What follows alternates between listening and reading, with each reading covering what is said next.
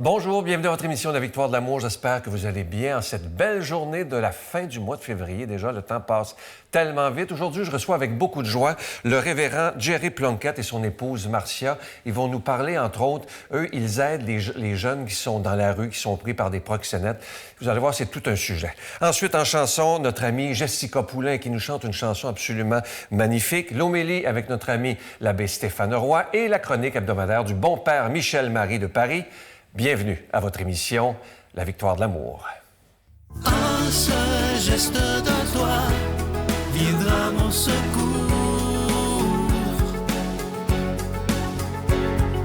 Viens semer dans mon âme le grain de l'amour. Je traverse un désert et je meurs de soif.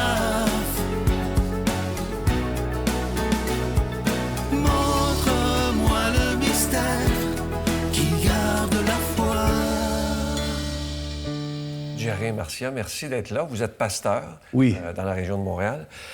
Dans les années 90, vous avez lu un article qui vous a un peu bouleversé, qui disait que l'Organisation mondiale de la santé disait que c'est à Montréal qu'il y avait le plus de sans-abri en Amérique du Nord, chez les jeunes. Oui. Comment ça vous a fait réagir, ça?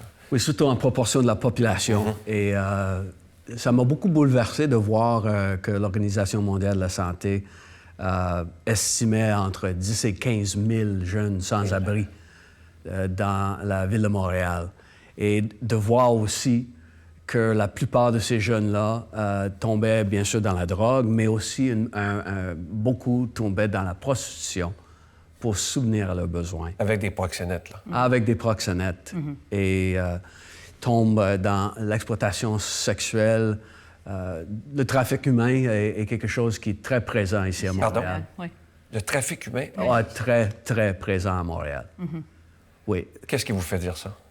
Le trafic humain, c'est pour des fins d'exploitation sexuelle. C'est, dans le fond, de forcer quelqu'un à offrir des services sexuels pour de l'argent.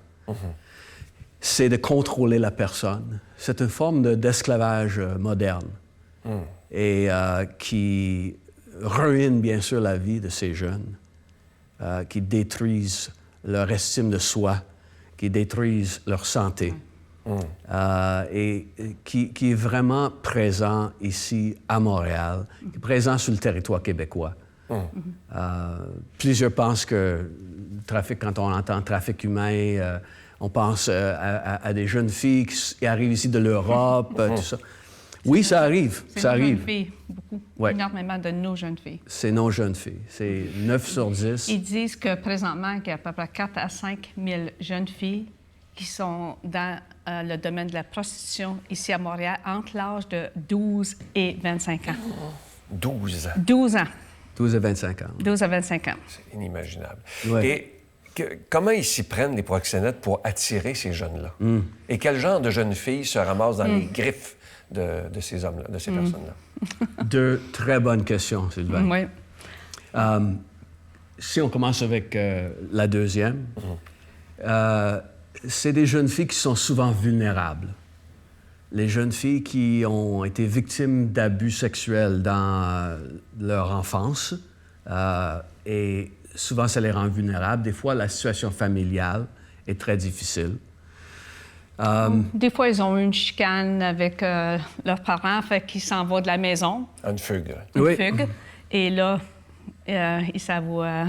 Oui, les proxénètes savent où se tenir pour rencontrer ces jeunes filles. Ils se tiennent beaucoup dans... Même des cinémas, ils vont regarder. Ils vont aller voir des jeunes filles, commencer à être amis avec elles... juste leur offrir différentes choses. Est-ce qu'ils leur promettent une meilleure vie? Oui, oh, absolument. Oui. Absolument. Oui. Et maintenant, avec la société où des fois les jeunes se rencontrent dans une maison puis ils ont un party, ils s'intègrent dans la maison. Pas invités, mais l'invitation est à large. Les gens peuvent entrer. Donc, ils commencent à regarder qui peuvent avoir. Oui, qui sont vulnérables. Qui sont plus vulnérables. Oui. Donc, ils vont même recruter d'autres filles avec des filles. Oui, maintenant. Ah oui. Oui. Pour avoir la confiance de l'autre. Et beaucoup, c'est des jeunes filles qui sont vulnérables à des avances amoureuses. Le proxénète va dire « Ah, tu es la plus belle femme. » Et cette jeune fille de 15-16 ans, on en a parlé avec plusieurs qui sont tombés dans les griffes des proxénètes de cette façon-là. Oui. Où, peut-être leur on chante environnement la pomme. familial n'était pas où ce que Ouais, le c'est père le disait, comment qu'elle était belle, comment qu'elle était aimée. Donc, de recevoir ça d'un homme, pour une jeune fille, c'est comme wow. Vous avez eu des confidences de jeunes filles, bien ben entendu. Oui. Oui. Pourriez-vous me donner un exemple d'une journée ou d'une soirée type d'une jeune fille qui est prise dans cet enfer-là? Ça varie beaucoup, je dois dire, Sylvain. Mais il y en a des filles qui doivent rencontrer 10-12 clients dans une soirée. Et si elles ne rapportent pas l'argent, Ils sont menacés. si elles ne font Très pas menacés. assez de clients, là, il peut y avoir des conséquences physiques, Des comme d'être menaces. battu. Mais on sait où ce que tes parents demeurent, on sait où ce que ton petit frère est. Fait C'est que- ça. Donc, il y a beaucoup de menaces. Oui. Le rêve d'amour tombe en cauchemar assez vite. Mais la fille croit toujours que c'est par amour que ce jeune homme le fait. Et pendant qu'il lui chante la pomme, mais il en a d'autres, 2 ou 3 autres filles qui font la même chose. C'est beaucoup aussi avec la mafia, différentes gangs criminalisés ici à Montréal que ça se fait. Donc, le problème est énorme et malheureusement, le recrutement est trop facile. Vous avez parlé tantôt de quelle sorte de fille peut tomber. C'est aussi des filles de nos policiers, de nos juges, Nos avocats. des connaît. jeunes filles qui, pour toutes sortes de raisons, peuvent tomber dans la mire de ces proxénètes. Ouais. Et bon, vous êtes pasteur. Oui. Est-ce que vous avez, devant une telle horreur, parfois une révolte très humaine en disant à Dieu, mais qu'est-ce que c'est ça? Oui. Oui. Et c'est ce qui nous pousse à agir. À dire, qu'est-ce qu'on peut faire pour aider ces gens les plus vulnérables? Vous avez fondé un organisme, je crois. Hein? Oui. Organisme. On a ouvert une maison Oui. pour aller les secourir, où est-ce qu'ils peuvent venir et ils demeurent le temps qu'ils ont besoin pour juste se retrouver leur valeur, leur identité, d'être aimés inconditionnellement et de pouvoir les remettre dans la société après. Parce que ça, c'est important. Beaucoup viennent puis ils n'ont même pas de pièce d'identité. Ils ont rien. Il faut commencer un travail pour aller chercher numéro d'assurance sociale et tout pour eux. Et avez-vous des exemples à me donner de belles résurrections, de filles qui sont arrivées complètement à terre et qui sont reparties des femmes debout? Oui, bien sûr. Et la maison est ouverte officiellement seulement depuis 2018. L'organisme existe depuis juillet 2013 et on a beaucoup d'autres services. Nos intervenantes sont dans les rues de Montréal, rencontrent les jeunes femmes, essaient de créer des liens de confiance. Ou ce qu'ils peuvent les appeler. Oui. Parce que des fois, c'est juste dans une crise qu'ils vont appeler. C'est à ce moment-là qu'ils sont prêts à sortir du milieu. Oui, donc certaines de ces jeunes femmes viennent à la résidence et là, il y a un programme personnalisé pour elles. Elles vont atteindre leurs objectifs selon le programme qu'elles-mêmes ont créé avec les intervenantes. Et bien sûr, dans le but qu'elles retrouvent leur dignité, qu'on puisse rebâtir l'estime de soi dans l'amour de Dieu et leur donner de l'espoir pour une vraie vie. Je lisais aussi, bon, évidemment, ça arrive chez les jeunes garçons aussi. Est-ce que j'ai bien lu, parce que là, je vais vous le demander, bon, les jeunes garçons aussi, ça commence à 12 ans à peu près. Oui. Et aussitôt qu'ils commencent à avoir 14, 15, 16, 17 ans, ils sont rejetés. C'est ça. On parle de pédophilie, là. Ben oui, carrément. Carrément, avec les filles aussi. Justement, l'organisme qui s'appelle La Sortie, parce qu'on veut offrir à ces jeunes femmes une véritable porte de sortie. Parce que c'est la raison principale pour laquelle les jeunes femmes vont demeurer dans l'industrie du sexe, c'est qu'elles ne savent pas où elles peuvent aller. Elles vivent dans la peur, dans une insécurité totale, souvent avec des dépendances La drogue. aux drogues parce que c'est la façon qu'elles peuvent survivre aux horreurs psychologiques qu'elles vivent. Donc, les stress post-traumatiques qu'elles vivent sont multiples et énormes. Et donc, souvent, elles ne savent pas où aller. Donc, on veut offrir une vraie porte de sortie. Et pour ces jeunes filles-là, oui, victimes de pédophilie et victimes de trafic sexuel. À la sortie, par exemple, nous recevons seulement les jeunes filles à partir de 18 ans. OK. Nous avons justement un projet d'offrir de l'hébergement et un programme pour des jeunes garçons OK. également, parce que il y a Ça existe aussi. un gros problème à Montréal pour ça davantage, ouais. également. Mais on a commencé avec une maison pour ces jeunes commencer quelque femmes-là. part, hein. C'est ça. Avant de passer à la chanson, j'aimerais que vous puissiez, Jerry, vous adresser aux parents qui sont à la maison, qui ont des jeunes filles ou des jeunes garçons. Qu'est-ce que vous auriez à donner comme conseil? Qu'est-ce qu'on doit surveiller pour... si on... vous le vivez, là, vous, là. Oui. Je vais peut-être répéter une chanson qu'on entend beaucoup, mais soyez vigilants. Savoir un nouveau jeune qui arrive dans le portrait avec votre enfant. Faites attention à ce qu'elle fait en ligne. Donc, ce genre de choses, parce qu'il y a beaucoup de recrutement qui se fait en ligne. Par Internet, oui. Ah oui. D'entrer dans la vie de la jeune fille. Donc ça, c'est très important. Et si jamais votre fille tombe dans des difficultés avec un proxénète, nous offrons également à la sortie un programme pour les parents, un peu comme des Al-Anon. OK. Pour aider la famille et les gens autour, mais d'être vigilant. Et comme Marcia a dit tantôt... Les pères. oui, les pères. Et s'il y a une jeune fille qui n'a pas de papa présent dans sa vie, c'est tellement important quand même que la jeune fille se sente aimée, valorisée. Valoriser, oui. Oui. Dis-lui, Oui. je t'aime. Dis-lui, tu as une telle valeur à mes yeux.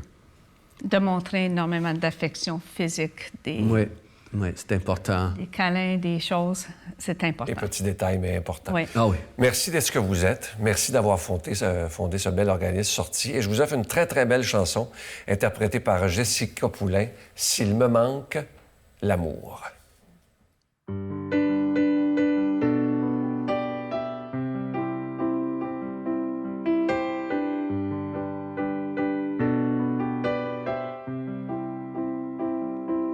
Si je parlais toutes les langues des anges, si je chantais pour les grands, les rois,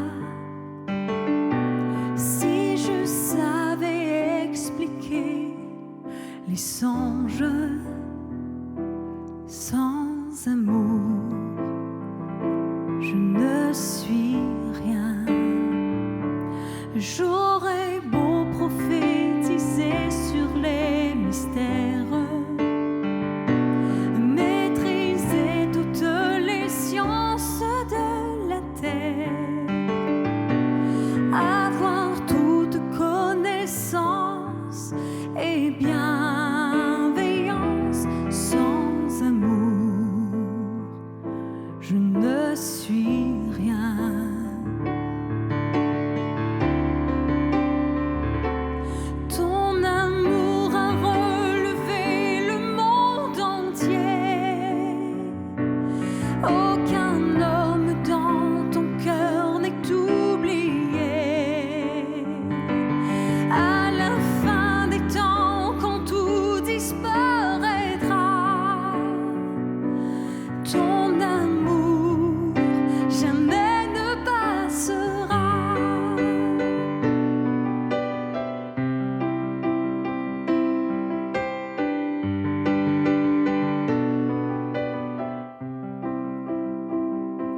J'aurais beau donner tout ce que je possède,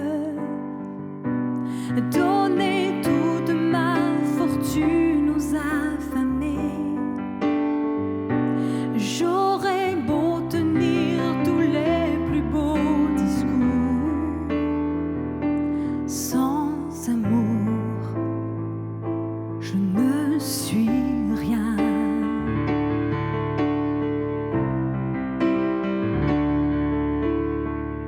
Je ne serai rien qu'un cuivre qui résonne, rien de plus qu'une cymbale qui retentit. Même en souffrant le martyre pour obéir, sans amour, je ne suis rien.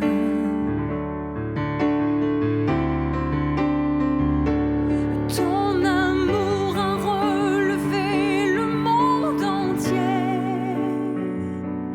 Aucun homme dans ton cœur n'est oublié. À la fin des temps, quand tout disparaîtra, ton amour jamais ne passera.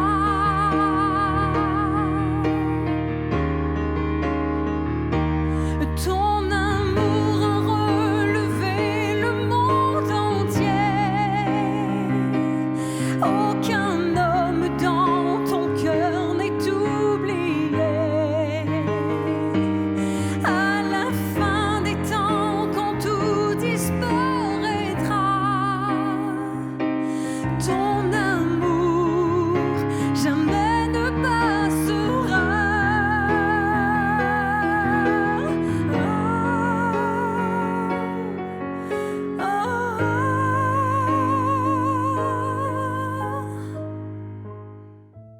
Notre Père qui es aux cieux, que ton nom soit sanctifié, que ton règne vienne, que ta volonté soit faite sur la terre comme au ciel. Donne-nous aujourd'hui notre pain de ce jour. Pardonne-nous nos offenses, comme nous pardonnons aussi à ceux qui nous ont offensés. Et ne nous laisse pas entrer en tentation, mais délivre-nous du mal, car c'est à toi qu'appartiennent le règne, la puissance et la gloire pour les siècles des siècles. Amen. La Victoire de l'amour vous invite à sa retraite spirituelle les 20, 21, 22 mai 2022 sous le thème Gratitude. En compagnie du Père Michel-Marie Geneviève Côté, des docteurs Marie-Camille Duquette et Nicolas Michaud, Miguel Padilla et Sylvain Charon, invité spécial Christine Michaud, à l'hôtel et suite Le Dauphin de Drummondville. Réservé au 514-523-4433, sans frais 1-888-811-92-91. Voir le beau, apprécier le bon et faire le bien.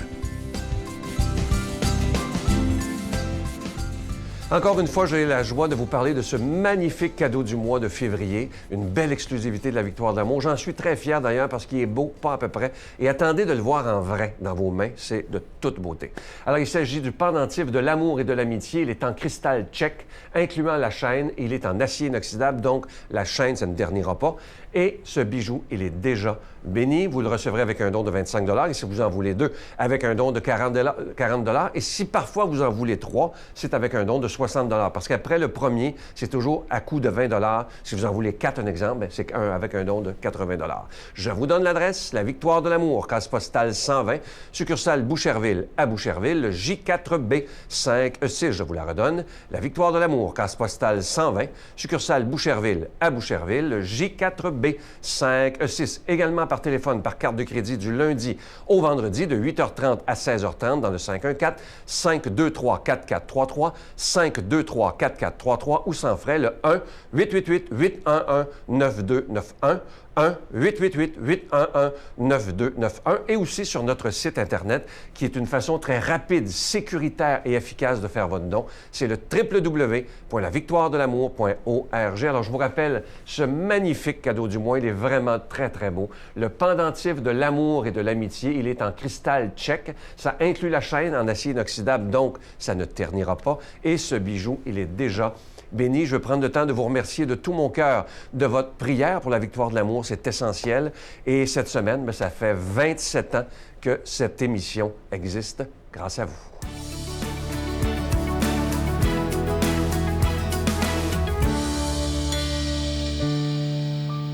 Une question intéressante, elles le sont toutes d'ailleurs, à laquelle je réponds volontiers. J'ai 30 ans, je n'aime pas mon physique, on ne me recherche pas au premier abord. Quels conseils me donnez-vous ? Eh bien, en premier lieu, souvenez-vous que tous les goûts sont dans la nature, et cela doit vous rassurer. L'attraction est toujours possible entre deux êtres qui se plaisent au-delà de tous les critères objectifs de beauté.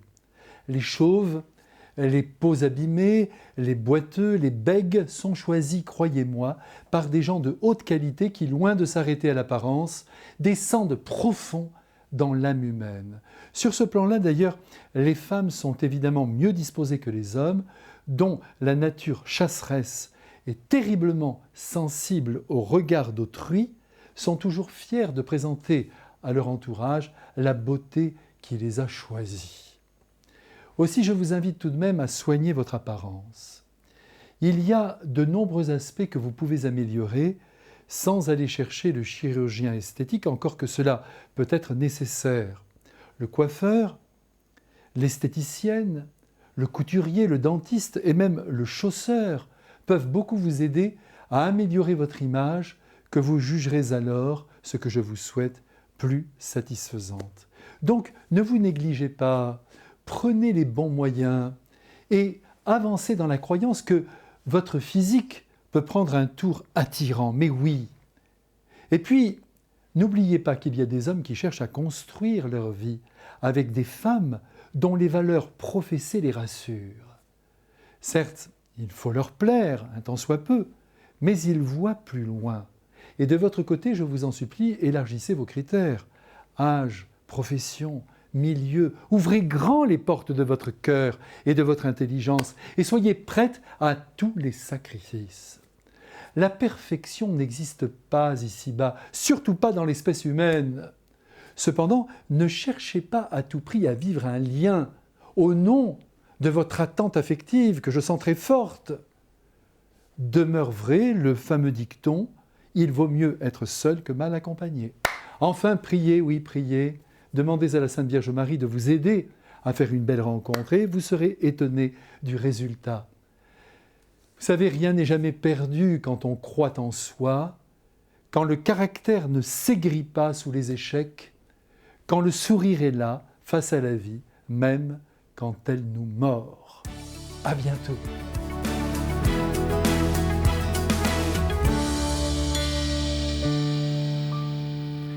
Bonjour à toi. Évangile de Jésus-Christ selon saint Luc. Jésus leur dit une parabole.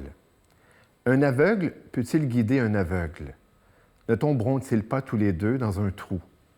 Le disciple n'est pas au-dessus de son maître, mais tout disciple bien formé sera comme son maître. Qu'as-tu à regarder la paille qui est dans l'œil de ton frère et la poutre qui est dans ton œil à toi? Tu ne la remarques pas?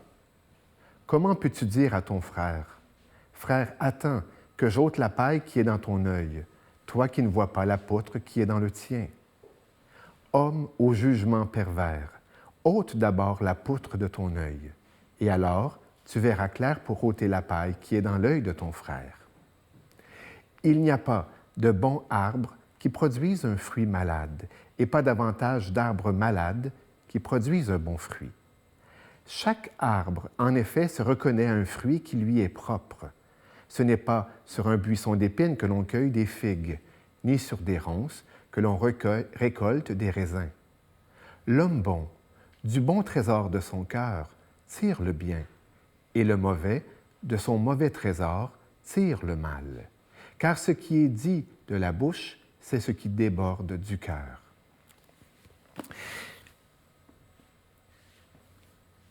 L'expression dans l'Évangile aujourd'hui qui m'arrête, c'est le trésor du cœur. Et c'est curieux parce que Jésus parle d'un bon trésor du cœur et d'un mauvais trésor du cœur. On vient clairement d'entendre un bon trésor du cœur. Ça fait déjà près de 7 ans que je connais Jerry. À l'époque, dans ma prière personnelle, j'étais attiré dans la découverte de la personne de Dieu, notre Père. Et puis, en faisant une recherche, j'étais tombé sur lui, sur une prêche qu'il avait faite. Et j'avais prié avec sa prêche. C'est bien que j'avais pris l'initiative, moi, prêtre catholique, de téléphoner à un pasteur pour lui demander « Pourrais-tu me parler encore plus du Père? » Et ce que je trouve extraordinaire avec Jerry et Marcia, c'est qu'ils ne m'ont pas que parlé du Père.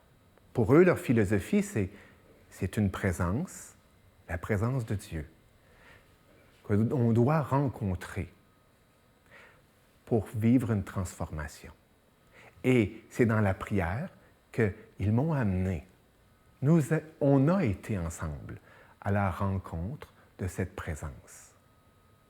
Tantôt, j'écoutais un témoignage aussi d'une personne qui disait que sa conversion n'avait été que de s'asseoir dans une chapelle sans prier. Et c'est comme, pour emprunter une expression de Jerry, de mariner dans une présence qui transforme. Il est une présence du Père. Ils veulent témoigner de l'amour du Père pour ses filles, pour ces jeunes hommes, qui sont souvent, pour employer une expression de Corneau, avec des pères absents. Honnêtement, moi, à la prison, je vois aussi souvent combien les agresseurs aussi sont des petits gars qui ont eu un père absent. La présence du Père est si importante. Voilà pourquoi Jésus nous révèle le Père. Et pourquoi sa passion, il nous a amenés à découvrir, non pas le visage du Père, mais le cœur du Père. Toi et moi, on est invités à rencontrer cette présence, à nous laisser transformer, puis à être à notre tour, un peu comme ils nous l'ont partagé, un cœur sur deux pattes. Être sur terre le cœur de Dieu pour ceux que l'on rencontre, pour ses enfants, mais aussi pour tous les souffrants, parce qu'on a tellement besoin d'amour. Je te souhaite une bonne semaine dans la présence du Père. Je vous salue Marie, pleine de grâce. Le Seigneur est avec vous. Vous êtes bénie entre toutes les femmes, et Jésus, le fruit de vos entrailles, est béni. Sainte Marie, Mère de Dieu, priez pour nous pécheurs, maintenant et à l'heure de notre mort. Amen.